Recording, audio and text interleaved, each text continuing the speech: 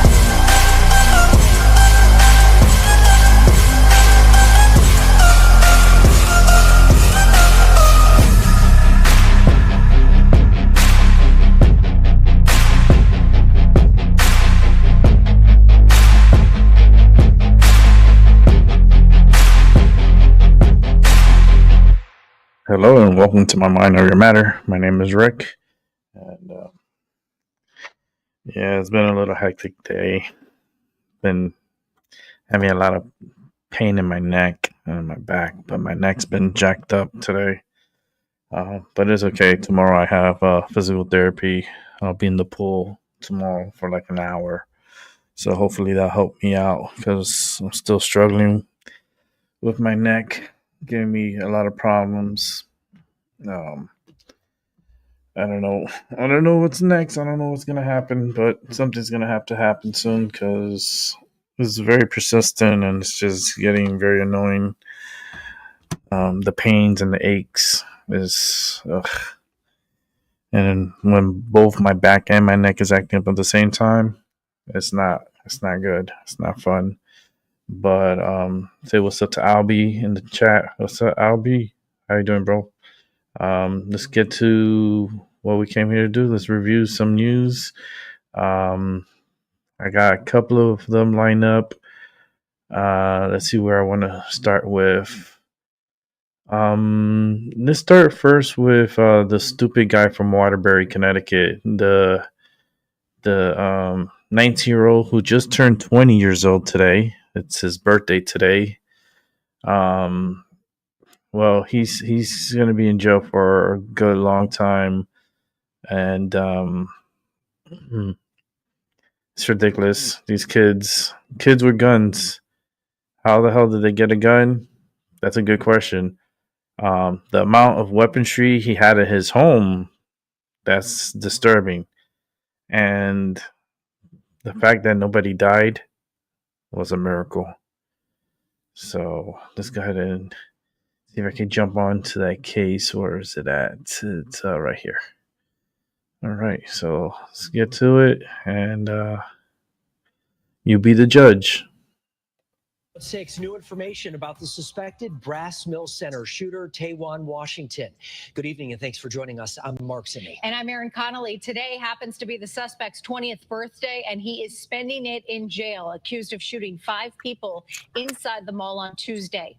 Your reporter Dylan Farron has Washington's extensive police report with some key new details. Dylan is live right outside the mall with the latest tonight. Dylan. Well, Mark, Aaron, no birthday cake for Washington in jail tonight, but here is the police report, 42 pages long. There's plenty in it as police interviewed several witnesses, a couple of victims, right before Washington turned himself in. The mall reopened this morning. Carlos Satie is back at work. He owns the bagel factory inside and heard the shooting, selling bagels and sandwiches, all of a sudden screaming, total chaos. I hear only shot five, 6 times. I don't know what was something like that. Carlos rushed to protect his staff and customers. Everybody got panic, some running. You told him to get down on the ground. Yeah. He wanted everyone on the ground hiding low because suspect Taewon Washington allegedly shot 5 people, a man and 4 women, near the mall entrance. Luckily, everyone survived. Police claim they have a pile of evidence against Washington. One witness told officers he was just shooting into the crowd of girls, adding he started shooting more. Sounds like it was nonstop. Police also spoke to a 15-year-old girl who was with Washington during the shooting. She claims a group of people, mostly women, kept staring at them before following them to a store. She writes, they were telling us to come outside, that they had something for us. They were going to shoot us. Seconds later, Washington allegedly fired 7 shots. He turned himself in. Police searched his home and found 5 different calibers of ammunition, a .22 caliber rifle, an AK-style rifle, and the clothes Washington wore during the shooting. Chuck Keeler's friend works at the mall. He's here to check on him. It's scary if you're not used to stuff like this. Like I said before, I used to own a nightclub in Hartford, so I have a little taste for how it can get. This is scary. Washington's been charged with 5 counts of first-degree assault. Mark and He's locked up right now on $2 million bond. He'll be back in court on June 4th. I'm your reporter live in Water. Wow, he got charged with 5 first-degree assault, and his bond has been set at $2 million.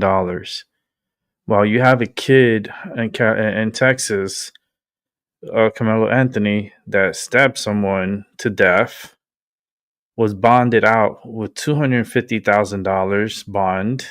It was $1 million. They dropped it all the way down to $250,000. He bonded out, and as he's been bonded out, the charges on him has upgraded from a juvenile to adult. He's going to be charged as an adult of the murder. It's crazy. It's crazy. It's just these stories, like, the consequences don't add up. We're going to go to the next story here. I wanted to see this because this is something that had happened in Switzerland, and it's video showing a glacier collapse in Switzerland, destroying an alpine village. So, viewers' discretion, but it is disturbing, but it is Mother Nature.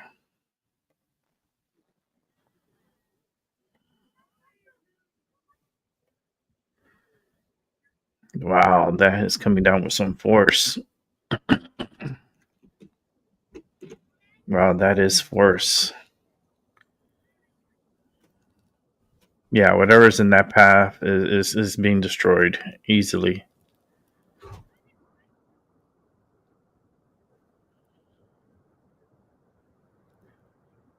Wow.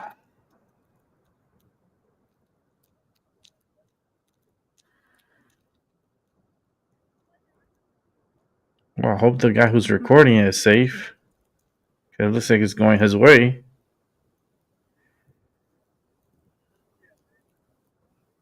Nah, it's calming down.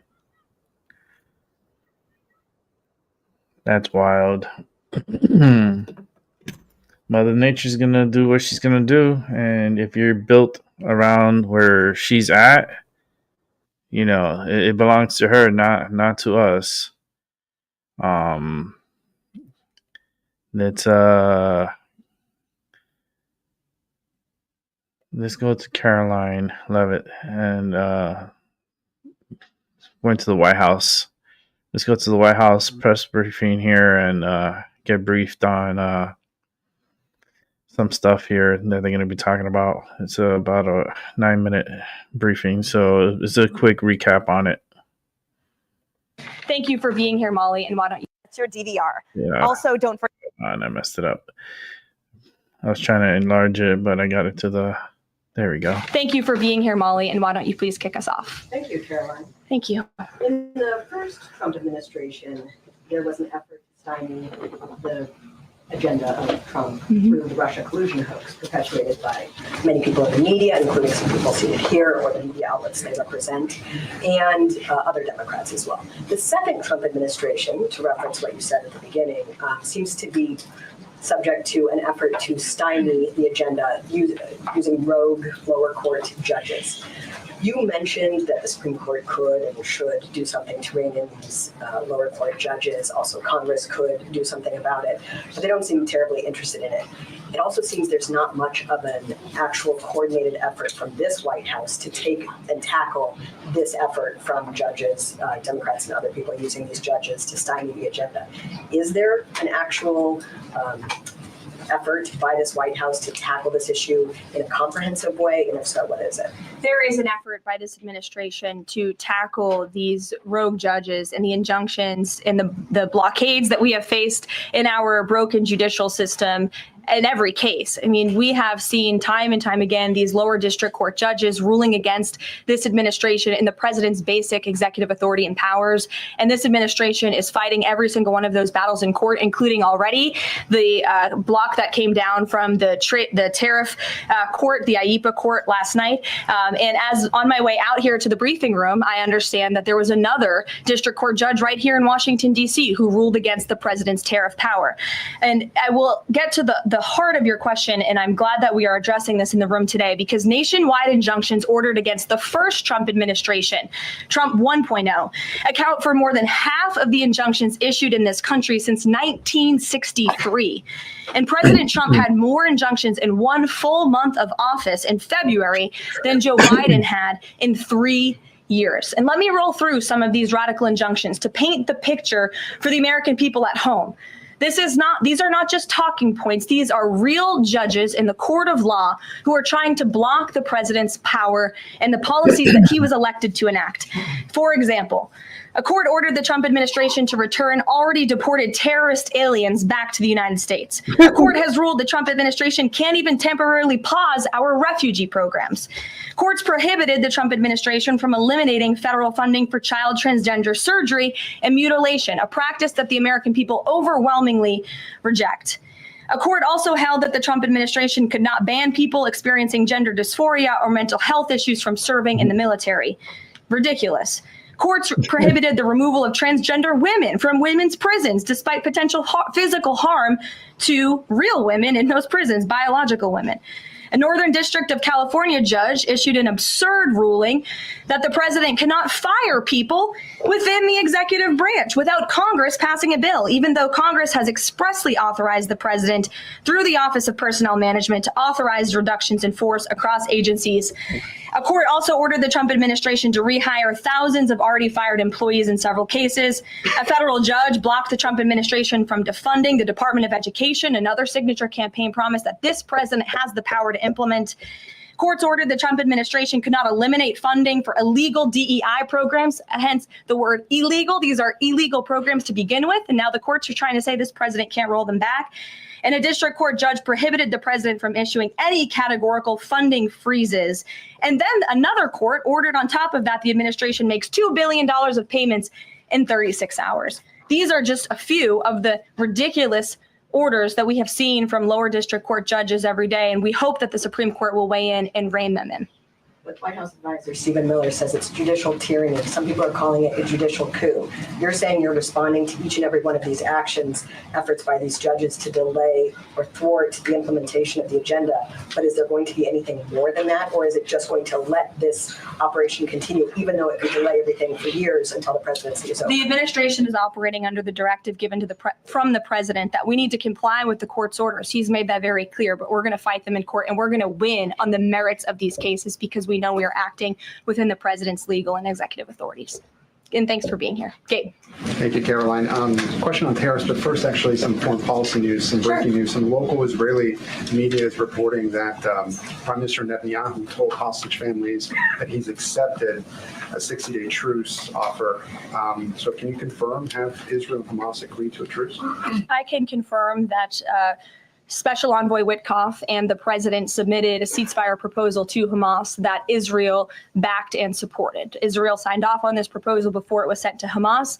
I can also confirm that those discussions are continuing, and we hope that a ceasefire in Gaza will take place so we can return all of the hostages home. And that's been a priority from this administration from the beginning. I won't comment further as we are in the midst of this right now. So to be clear, you don't know if Hamas has accepted it yet? Not to my knowledge, but certainly if that becomes case and this ceasefire goes into effect, you'll hear it directly from myself, the president, or Special Envoy Witkoff. And on tariffs, Kevin Hassett earlier this morning, he brushed off a legal ruling, called it a hiccup, and he said that trade deal negotiations would continue.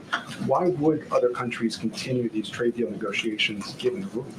Because other countries around the world have faith in the negotiator-in-chief, President Donald J. Trump. And they also probably see how ridiculous this ruling is, and they understand that the administration is going to win, and we intend to win. We already filed an emergency appeal. We expect to fight this battle all the way to the Supreme Court. These other countries should also know, and they do know, that the president reserves other tariff authorities, Section 232, for example, to ensure that America's interests are being restored around the world. But I can confirm that our ambassador for trade, Jamison Greer, already heard from countries around the world this morning. He said they intend to continue with these negotiations. Peter. Thank you, Caroline. So many of the president's plans right now are being blocked by courts. If the courts are going to be the ones who are shaping policy, does the president wish he would have just become a judge instead? I think the president would take this job over being a judge, and certainly the president is acting within his authority. He wishes judges would do the same. But so the courts are basically telling you guys they think that the White House's policies, the president's policies, are in some way against the law. So why can't President Trump ask the Republicans that control the House and the Republicans that control the Senate just to make a new law? Well, these laws have already been granted to the president by the Constitution and by laws that have been previously passed. I'll give you another example. For instance, we've been blocked in court for the revocation of visas from individuals who have the privilege of studying in the United States of America.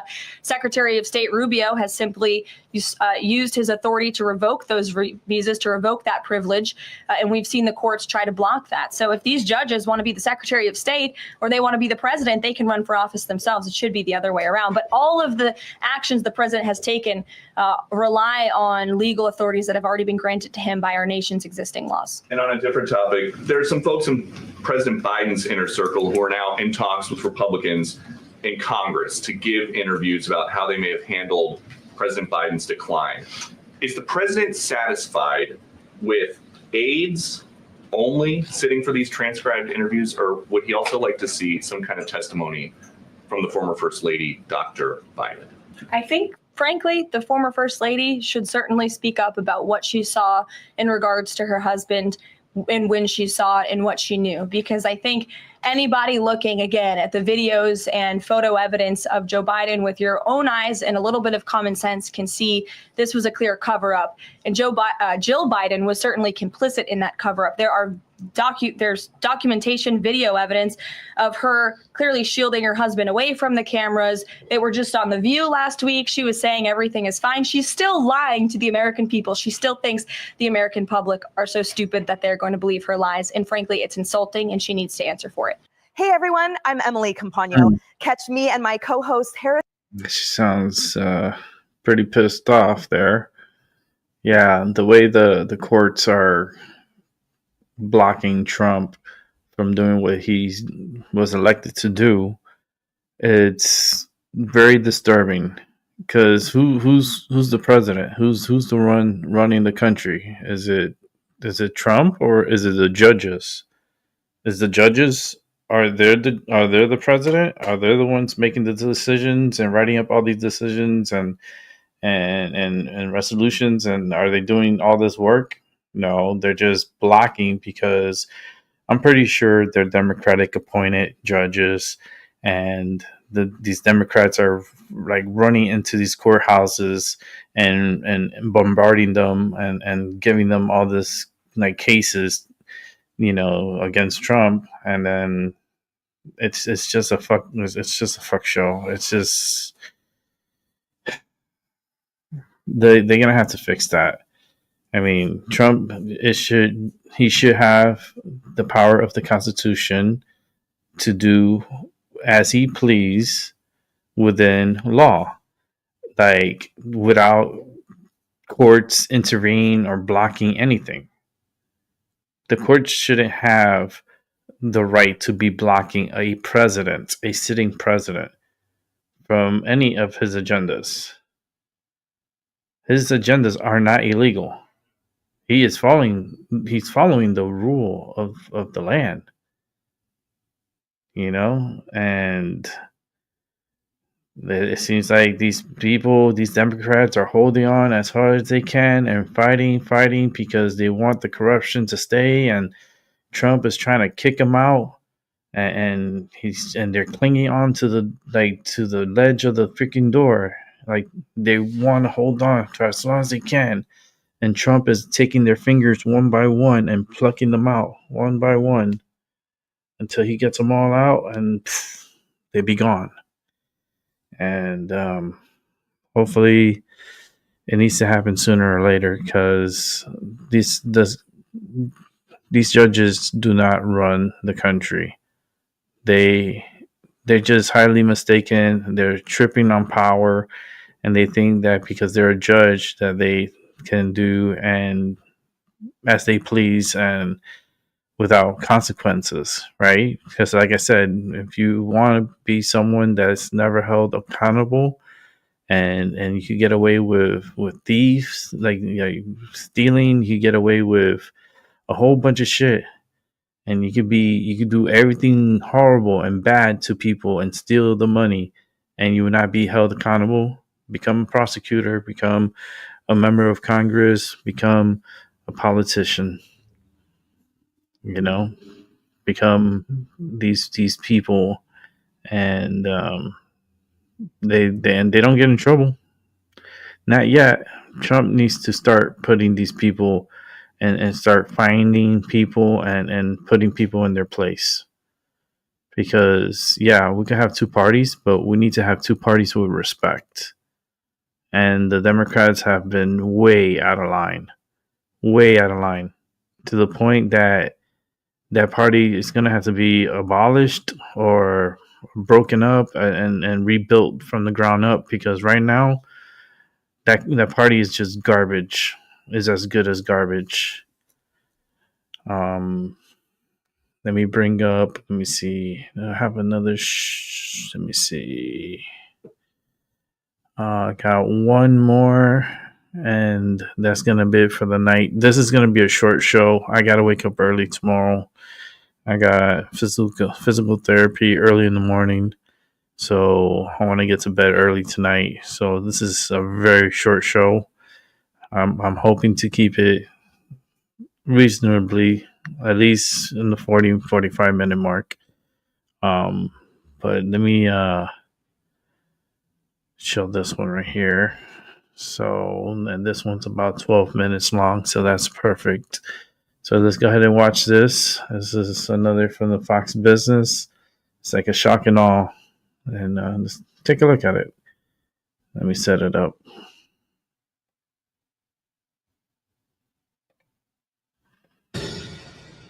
The judges have come for President Trump's trade policy. A trade court blocked the president's reciprocal tariffs, triggering a potential showdown that could reach the Supreme Court. Hello, everyone, and welcome to the Big Money Show. I'm Brian Brenberg, along with my co-host Taylor Riggs, Dagan McDowell, Jackie DeAngelis, and with us for not one, but 2 hours. O'Leary Ventures chairman Kevin O'Leary. Welcome, sir. Woo! Markets initially rose on news of the court's ruling, but a Trump spokesperson says, quote, "It is not for unelected judges to decide how to address a national emergency." Some now argue the president has lost his biggest leverage on trade talks. Others, like Goldman Sachs, saying not so fast. Trump has plenty of other tools at his disposal. Kevin O'Leary, big news. Wow. What do you think about this? 3 takeaways. Number one, he does have plenty of tools, and he used them before and in his first term. Other administrations have used them as well. What has been taken away from him is the shock and awe of just picking a specific, more importantly for investors and everybody in the market, and if you're spending CapEx in a domestic company, are tariffs as an issue going away? Absolutely not. How long will it take to negotiate them? Much longer, because now you've got to put in place the appeal process and everything else.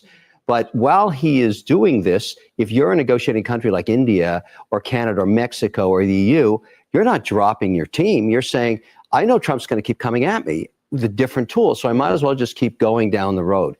And I think number 3 on the hit parade of what you got to think about is what's the end game? He's got to get this all wrapped up before the midterms and before we start thinking about midterms, because he doesn't want to lose the majority mandate based on tariffs. Markets, they're back to almost all-time highs. So the market is looking forward saying, I think this whole tariff deal is going to end up in some kind of reciprocal 10%-ish range. That's what they're kind of saying right now, no matter how the volatility plays out. And every time we get another volatile statement or another tweet out of Trump, the impact is less. And so the market's made the assumption that he's doing his Trump-ish kind of negotiation and that we're going to get to a 10% or something like that tariff before the midterm. So let me stay with markets, Taylor, because they popped into the green on the news of the ruling. I think all 3 major indices now are in the red. So that's close. Does that tell you that markets initially thought, okay, this might kind of be the end of the tariff drama, and now they're realizing, not to Kevin's point, if the president wants to do more on tariffs, there's a lot more he can do. Yeah, I think that's certainly one read, right? We always get the initial excitement, and then when you read through the notes, it say last night's ruling does not apply to Section 301, the 10% tariffs that Trump imposed on China in 2018-2019. Section 232, the 25% tariffs on autos and auto parts. Section 232, the 25% tariffs on steel and aluminum.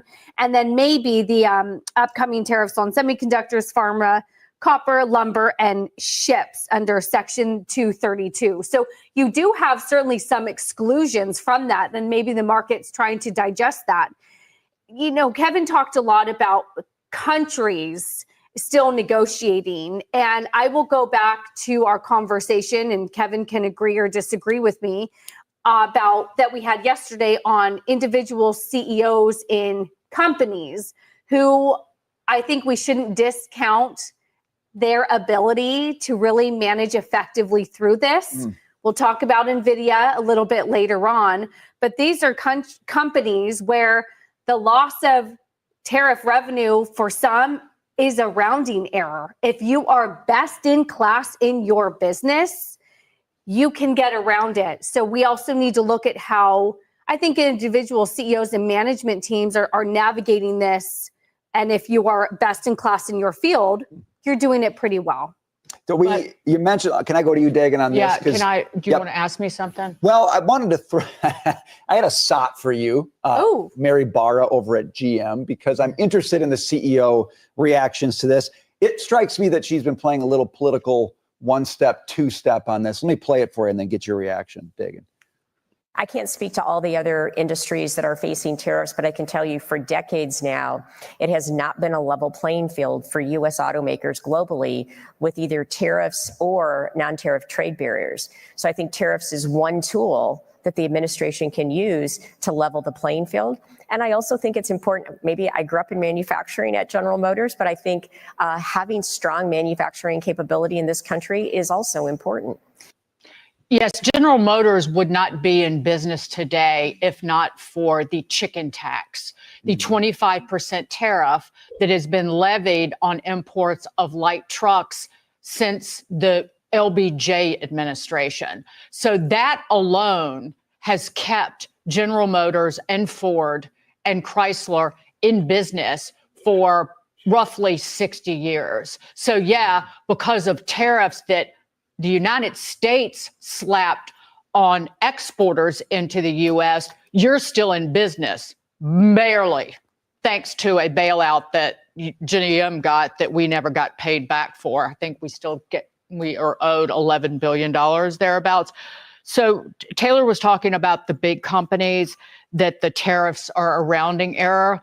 Well, the tariffs are a stake through the heart of so many small businesses in this country. And this ruling from the International Trade Court is a major win for small businesses, because the new Civil Liberties Alliance, it is a nonprofit, nonpartisan group. It's actually conservative by many estimations. Was one of the parties in filing this suit on behalf of a small business owner based in Florida who makes paper planners. And this organization, the New Civil Liberties Alliance that I'm talking about, was also behind the Loper Bright case, that was filed that overturned the Chevron doctrine in the Supreme Court.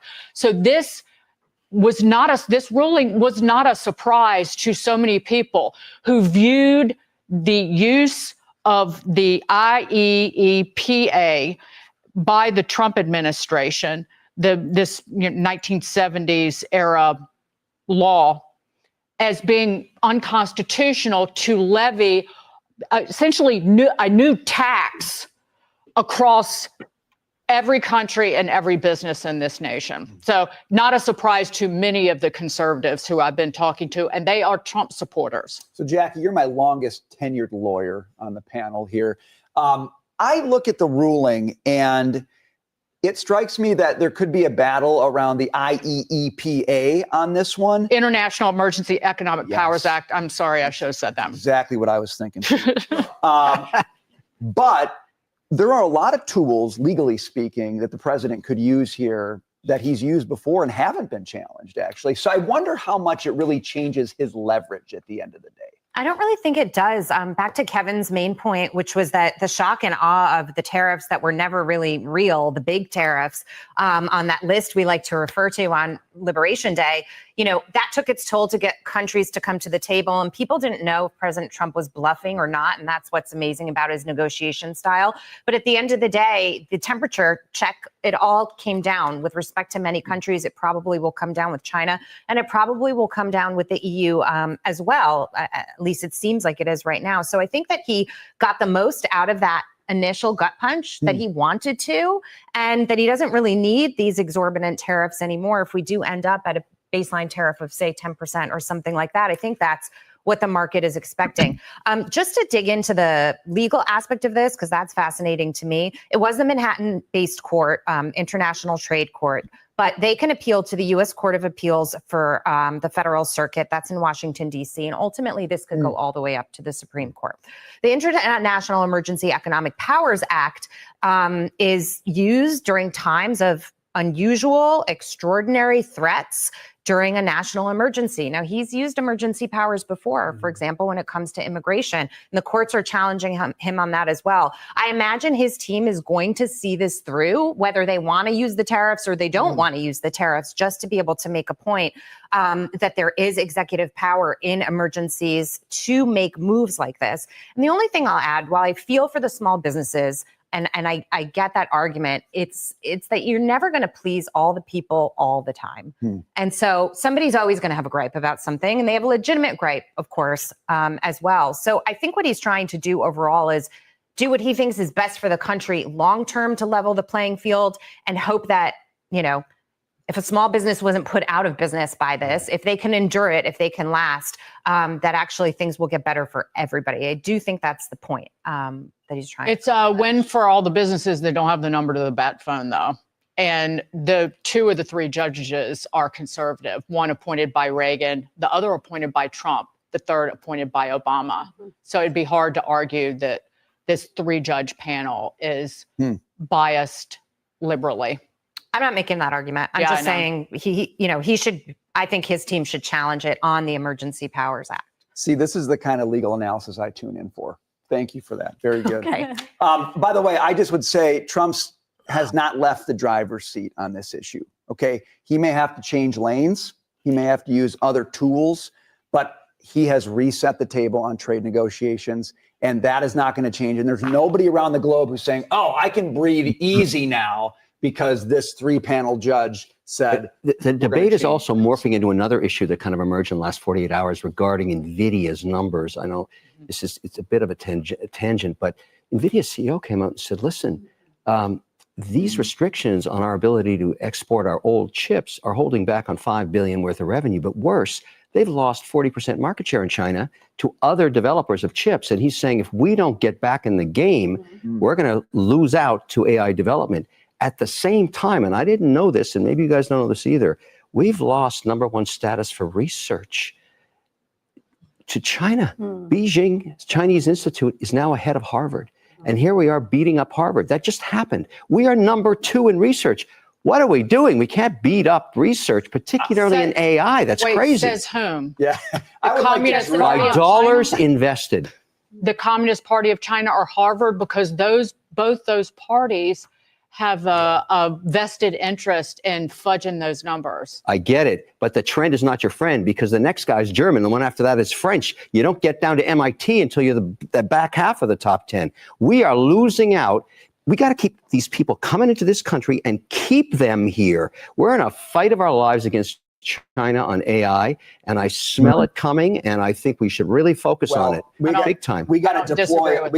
Yeah, I agree on that. I mean, we are going to be in trouble if we don't get more smart people here and start developing and learning and then if they want to stay here, they can be given a proper green card. And then they could contribute to society, and then society can contribute to him, and he'd be part of society here, the legal way, Yeah, we need more smart people. More smart people. There's some out there. I'm gonna try to work on my niece to get her really smart. I'm going to do everything I can to support her and make sure I pay for a lot of her stuff, whatever she needs. She can always count on me. And then I could send her a good amount of money for whatever she needs. If it's clothes, shoes, socks, underwear, all that stuff. She's still young. She's only 4. So she got some ways to go, and kindergarten is coming, and time flies by, and she's only going to grow bigger, and need to have her smart, and she can she could be something very special if she has the right support. Like if you had some support like that behind you growing up, I mean, you would have excelled even more than what you are today. It's just having that support. I didn't really have that support. So I didn't get that cap off like that, and I pretty much learned a lot on my own. I've done a lot on my own.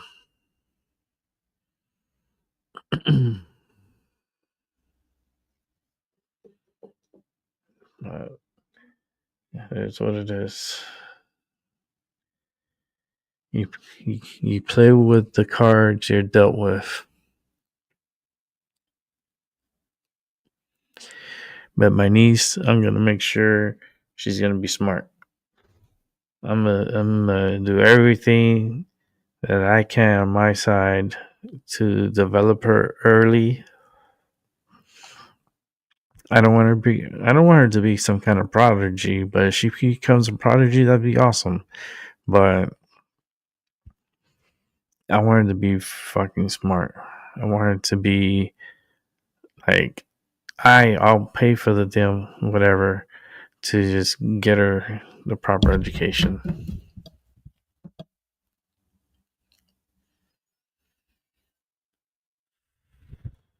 I told my sister I'm gonna help, so I need to help. At least with my niece. I want to make sure she goes to every field trip, no matter what the price.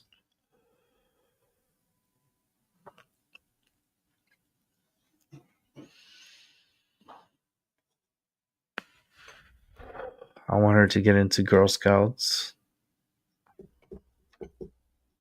I want her to go camping, with the with schools, well, with like summer camp and stuff, where she could go and have fun and try to do that.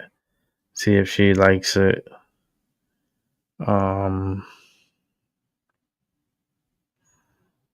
It's not for everyone, but whatever she decides, she has my support. But I'm gonna wrap it up. It's that time of the night, and I'm ready to go to bed. Even the train's honking. Get to bed. The train, yeah, the train of truth. Yeah, I'm tired. I gotta get to bed early because I gotta wake up early, and I gotta go to physical therapy tomorrow morning, aquatic therapy. So that's going to be interesting, and looking forward to it. Looking forward to the nice warm pool. The pool is like 92 degrees. It's at 92, and you do the exercise in the water and so forth, and yeah, it's very helpful for me. But I gotta get through that tomorrow, and I don't know if I'll do a morning show. I'm not sure yet. I don't know how I'll feel coming out of the pool. That's always let's wait and see. Let's wait and see, because my body's been acting up a lot. So it's just I feel the pressure change, and I feel a lot of like it's like a big like chess game going on with the world, and everyone is moving their pieces, and it's just something is basically gonna happen. We're gonna witness it, and we're gonna be the judge and jury, and we're gonna witness a lot of history. And you're living in really special times right now. Very, very special times.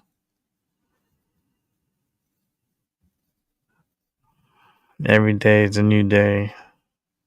Every day is history. So make it what you want to make it. But I'm out of here. Thank you so much for everyone watching, and for those rewatching, thank you very much. And if I feel good, I'll be back on tomorrow morning. If I don't, then expect me sometime in the afternoon, because I may have to like sleep it off a little bit, because it's a lot of work. It's a lot of therapy, and my spine's been acting up. Yeah, it's just my spine's been really acting up. My neck and my back and my mid back. It's like my whole spine, because that's where the arthritis is in the spine. And when it rains, I don't feel good. My spine really hurts. So I'm gonna try to get to bed early. See if I can get to bed early. And see what happens after physical therapy. My appointment's at 8:30 in the morning. Is it 8:30? Yeah, it's 8:30. So I leave here like certain time and go to the appointment and have a physical therapist, and they help me. They would do the exercises in the water, and it's a workout. It is. It's not. It sucks because my neck just hurts so much. That's like the biggest problem. It's like the neck is hurting. My back is hurting a lot too, but my neck is just like it's really jacked up a little bit right now.